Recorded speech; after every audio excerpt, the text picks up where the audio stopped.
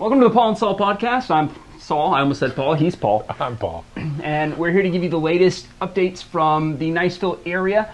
Quick overview of our stories today, talking about the STEMM principal who was transferred, the Okaloosa County School Board's approval of her transfer, as well as another bit of school board news. Dr. Diane Kelly is going to step down from the school board effective August 1st and head to a new school. So we'll talk a little bit about that. We've also got a update on that shooting that took place last week in Destin, and a couple of other headlines that we're going to get with right now. So story number one, the Okaloosa County School Board approved the transfer of Dr. Cherie Martin from the Okaloosa STEM Academy over in Valparaiso to a leadership position at the Department of Juvenile Justice facility over in the Crestview area. My understanding of that facility is that it's where they take children, juveniles under the age of 18, and they hold them for an average of about 12 days before they move them into another care facility or another justice facility. But this is a big change that sparked a little bit of a controversy at the school board meeting. The parents were not happy. They were not. Yeah. And got to listen to 5 or 6 parents get up one after the other. It seems like they didn't know each other because they kind of looked back at each other like, hey, I've had this problem. Yeah. Long story short, they say that children with autism were not treated fairly by Dr. Martin. The school board investigated it. The Department of Education investigated some of these claims and found some substantiated claims. They dinged her permanent record. But yeah, she is moving on to a 12-month contract at the DJJ facility, which is going to be, I assume, a totally different environment. Yeah, I mean, listen, I think these are always challenging things. When you have such a large enterprise as the school system, you're going to have some of these discipline issues. And I think it was great that the parents had the opportunity to be heard. I know that they're angry that they feel like what they said was not listened to, but the school board has a very difficult job in sort of balancing these issues and also making sure that there aren't lawsuits related to them.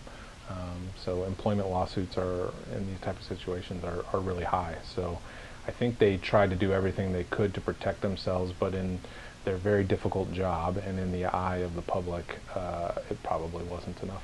So one of the things that Dr. White, who's one of the school board members, said at the meeting was basically, he brought up, who's the name? It's the name of McAllister. I was thinking about Home Alone. McAllister was the superintendent back in Bay County about 15 years ago. He sued his own school board over something like this. He wanted to move personnel from one place to another, and they voted down his moves, like the moves that they were making this week at the school board. Yeah. He sued him and he won. And so Dr. White said, I'm looking at precedent, and it doesn't look good for me to do anything about this regardless. Right. So I'm going to vote in favor of it. Mr. Chambers, the superintendent of schools, looked out in the crowd, said, hey, I hear you, I understand you. This is still what we're doing. And they moved on to the next piece. But keep an eye on this one because we don't know what's going to happen next. So looking at our next piece of news, the Destin shooting update that I didn't want to have to give you guys is that the victim in this case, who was shot last Monday, who still hasn't been named by the Okaloosa County Sheriff's Office, has passed away from his injuries. He originally was paralyzed from the neck down by this shooting that took place at the Sea Glass Apartments over in Destin. It's like in broad daylight, right? I think it was in broad daylight, and it just senseless. That's what it looks like. Yeah, I hope we get more information, and obviously I feel bad for the passing of the gentleman. But I hope we get more information. It seems sort of weird for maybe more information not to have been released by now. But so the one thing I did know, or I did learn from the sheriff's office today, is that of course they can't raise or lower the charge. Only the state attorney can do that. Sure. But I'm sure that the state attorney is going to put something out here soon enough. Oh, yeah. In the meantime, Timothy Rettinger is the suspect who allegedly pursued this victim and shot him multiple times and was later detained after he called the sheriff's office and admitted to the shooting. Critical evidence, including autonomous footage from a Tesla, that's cool. was captured next to the incident and was used as evidence to start this case, arrest this case. Mr. Rettinger is out on bond, or he's not out on bond. He had his bond denied, and so he's going to be in jail until at least August 15th. That's when his next court date is. And now, I guess back on the nicer side of the news. Sure. Dr. Diane Kelly, who is the school board representative for us here in the Niceville Valparaiso area, has taken a new job, which means that she is going to resign her position of on the school board on August the 1st. She's decided to take over Destin High School. Yeah, I think it's really cool, and I think the social media kind of announcement of this has shown that people are excited about this, and that she seems well thought of, and maybe she doesn't want to deal with all the drama of being on the school board and go right down to the principal level and just deal with that kind of drama. They make $40-something thousand a year at the school board, on the school board. I think they get paid whatever the lowest pay for a teacher is. Gotcha. And so you get that amount of pay, and you get to deal with people like me all day. Yeah. So I can't imagine that's too much fun. It's yeoman's work, and Dr. Kelly is going to take over a school that is started about 3 or 4 years ago. It's trying to move its way up from lower test scores to higher test scores. Yep. They've seen some progress already. So it's going to be an interesting, I think, ride for her. She's been a principal for, I think she served 15 years as a principal. I believe at Laurel Hill was one of her schools, so a smaller school environment like Destin High School. So it's going to be really interesting to see how all this goes. Yeah, I mean, Destin High School, I'm glad it's there, and it's definitely been a good addition to the county and provided value to all the students that are over there. And it's reduced some of the population here at Niceville from overcrowding. Exactly. And what also is interesting, just Destin in general, is just because it's so strongly a tourist community. I just wonder over time what the enrollment's going to look like at Destin High School, but we'll see. And the thing that's cool about Destin High School is they have tourism-specific trade skills kind of classes. Oh, that's kind of cool. So they have I think a charter fishing captain kind of basic course, and that's cool. Some marine biology stuff. So it's kind of cool to live in Destin and do marine biology stuff. Yeah. But on to our next story. The anniversary of the Cobar Towers attack was memorialized this week by the 33rd Fighter Wing that's based over at Eglin Air Force Base. Yep. That attack was a terrorist bombing of a living complex for airmen over in the Middle East, and it claimed the lives of 19 airmen. The individuals, the people here in America, the American Air Force personnel that were out on Eglin Air Force Base, did the whole memorial service. They put out the whole 9 yards, and it was a great thing to see here locally. Yeah, I think it's a good reminder of kind of how world events can eventually creep across and make it to the United States, right? So the Cobar Towers happened in '96. I was 16 at Niceville High School. It definitely is sort of kind of the lead up of these type of things happening worldwide, and then then 9/11 happened like 5 years later. So yeah, I think it's good to be reminded of these type of things, even if it's for a sad reason. I think it's also really interesting to take kind of a historical look back and see, as we get older, right? There's more distance, so we can look at it a little more rationally, right? And see the buildup of the first World Trade Center attack, and then Cobar Towers, and USS Cole bombing, and then 9/11. And I kind of looked to myself as somebody that was 9 when the 9/11 attacks happened. Where did this come from? Why are these people mad at us? Sure. And I think that to look back at that scale of events and say, oh, they told us it was coming, right, is a in hard hindsight. truth. Yeah, in hindsight, right? So hopefully we'll be able to take that information and, like any sort of history, use it to our betterment in the long term. Yep, that's right. Perfect. All right. And so just wrap it up by saying, the memorial event featured a guest speaker, a traditional wreath laying, playing of taps. Colonel Dave Skalicki and survivor Zach Sutton delivered remarks highlighting the courage and the scars that they still have, these survivors from that tragic event. So, Paul, let's move on to the big topic. Who do you think is going to replace Diane Kelly on the Okaloosa County School Board? Well, I think in a lot of cases like this, you tend to go for an internal candidate. So I know you have a couple of names that you'll mention here in a minute, but it's somebody that's got to be ready to jump into the fire and not be afraid of the ongoing challenges. So we'll see. I know it's an appointed role, right? So I think DeSantis has to appoint it. So it's not somebody can just raise their hand and be chosen to jump in there. So yeah, it's a 2.5-year term. That's a long term to fill. Yeah. And so I've heard names. The scuttlebutt has started to stir. I imagine. And names like I've heard Jonathan Tallman's name. I've heard Kara Marion's name. I've heard a couple of other people on the outside's name. One of the things that I think would be interesting, and you said an internal candidate, two longtime administrators and teachers have recently retired, and they had their retirement kind of like rah-rah at the school board meeting on Monday, the Hortons.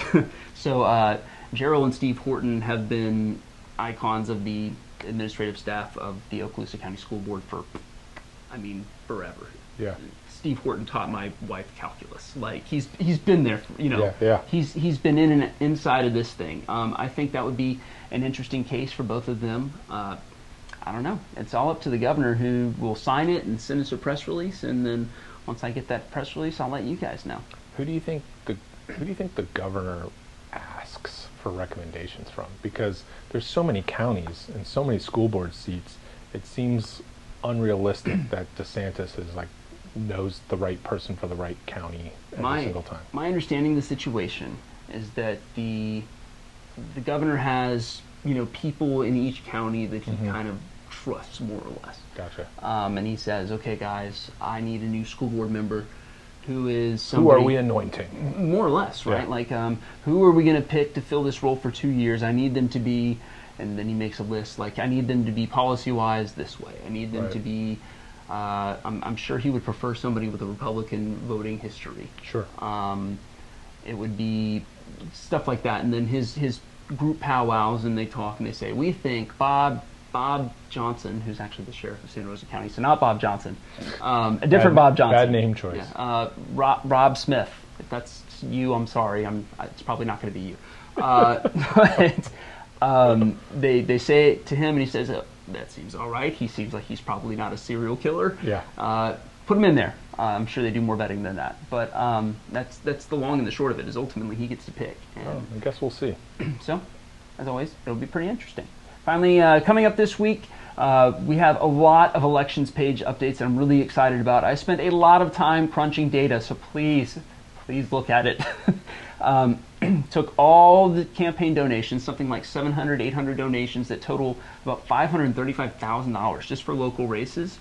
Cool. And now you can search them by contribution, by the candidate, by where the zip code that it came from. Interesting. You name it, it's on there. If you want to know, for example, I learned a little bit earlier today that $38,000 of campaign contributions came from Harvey, Louisiana, which is a long story, and I'm sure we'll find out more later. You will. But those kind of things are really interesting to kind of pick through and see.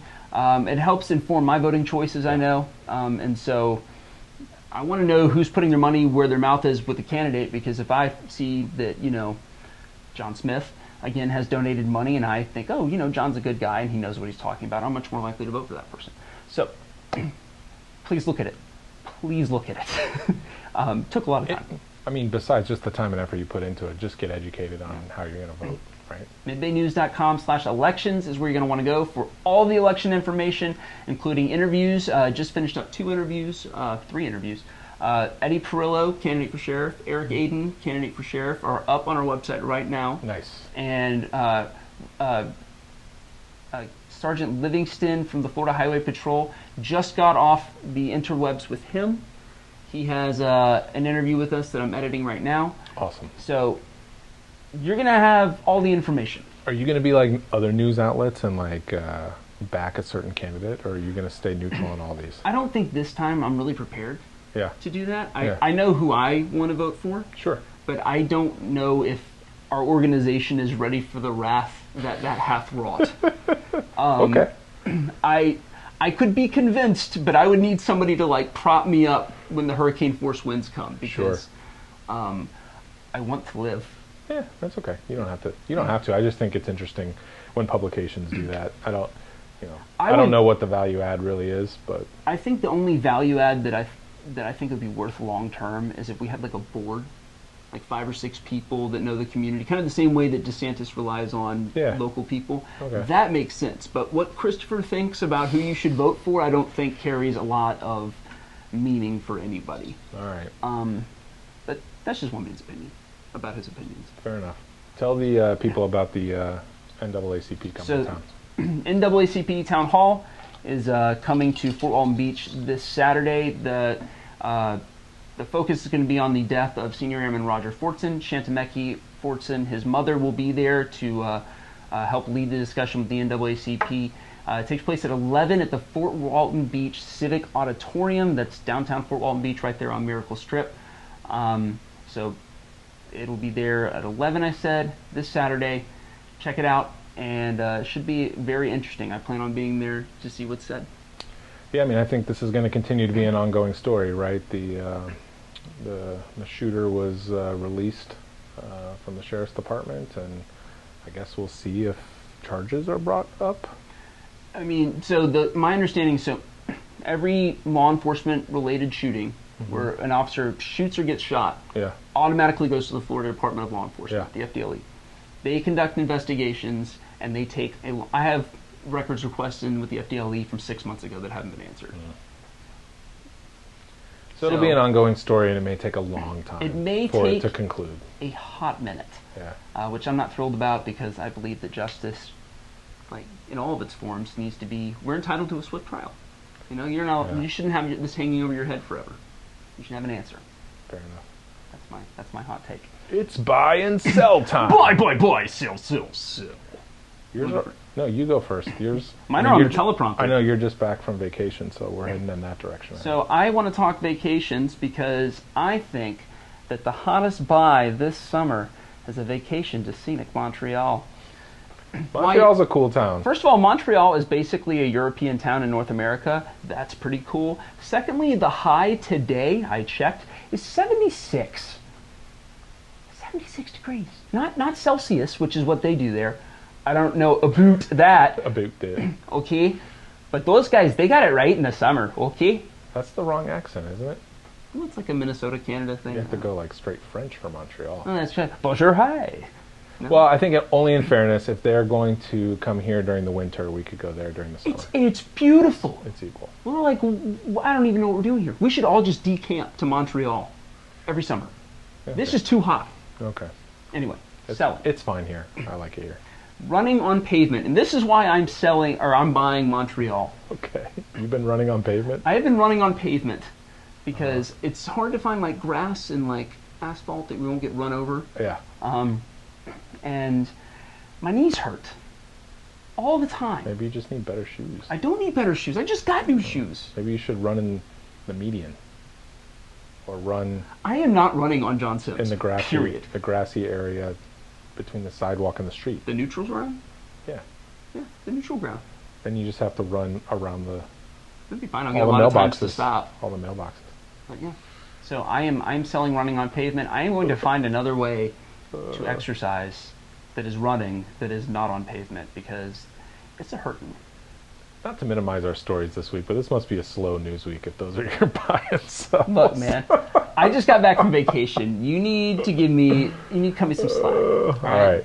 I'll start with my buy.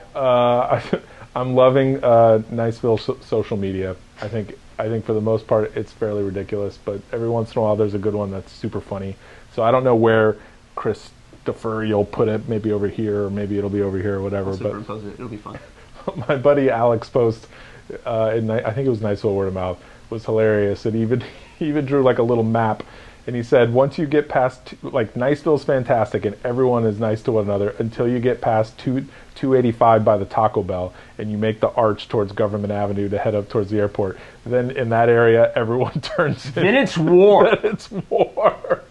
That is so true. I don't know what it is about that curve. I don't know if it's because there's so many lanes there, but like everyone just seems to lose their minds. The niceness of Niceville is leaving as you enter into Valparaiso, which is not Niceville, right? Yeah, I guess. So the anger returns. Yeah, but Valpy is nice too. Valpy is also very nice. I'm just saying it's not named Niceville. Yeah, but that's Strip of Road. He's absolutely right. People turn into crazy people.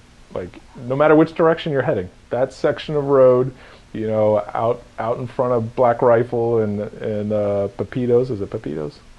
Peppers? Whatever's over there. That one. The Mexican restaurant that's over there. It shows you how many times I've been there. Yeah, that's There goes our ad revenue from Pepito/Peppers. Sorry, guys. It's okay. What am I selling? I'm selling Chick-fil-A. And note, this is not Niceville's Chick-fil-A, but apparently, and you guys can Google it, but there's a Chick-fil-A in Louisiana, I think, that set up a summer camp where kids, ages whatever to 12 or whatever it was. Oh, it's just child labor. Yeah, could come and like work at Chick-fil-A and help bag stuff and say hi to people and stuff. So I'm selling child labor. Yeah, it's a bad idea. I want you on the record. All right. Yeah. It can be a hard thing for you. Are you for or against child labor? I am against child labor. You're against it. Unless they're my kids, and then I force them to do lots of stuff. As God intended. As God intended. Yeah. That's what we got this week. Oh man, what a crazy week. We'll be back next week, hopefully with better stories. I'm just joking. The stories were fine. That's my... The stories were fine. Bye, guys.